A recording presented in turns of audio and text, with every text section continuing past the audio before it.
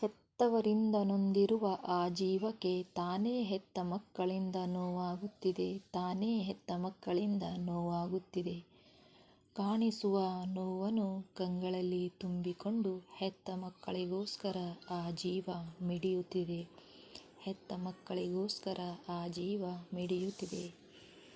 ಹೆತ್ತ ಪಾಡಿಗೆ ಹೊಟ್ಟೆ ಕಟ್ಟಿ ಹಗಲಿರುಳು ದುಡಿಯುತ್ತಿದೆ. ಆ ಜೀವ ಅದಗೋಸ್ಕರ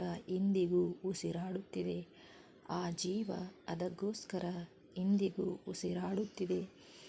ಹೆತ್ತವಳು ಎಲ್ಲವನ್ನೂ ನುಂಗುವಳು. ಹೆತ್ತವರಿಗೋಸ್ಕರ ಬಿಕ್ಕಿ ಬಿಕ್ಕಿ ಅಳುವಳು. ತಾಯಿ ಮಡಿಲಲ್ಲಿ ಮಲಗಿದ ಮಗು ಜಗತ್ತನ್ನೇ ನೋಡುತ್ತಿದೆ. ಇದೇ ಮಡಿಲಲ್ಲಿ ಮಲಗಿದ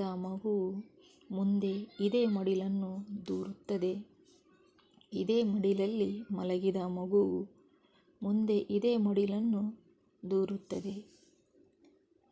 ಈ ವಾಕ್ಯ ಬರೆಯಲು ಈ ಮನಸ್ಸು ಹೇಳುತ್ತಿತ್ತು, ಇದು ಹೇಯ ಕೃತ್ಯ.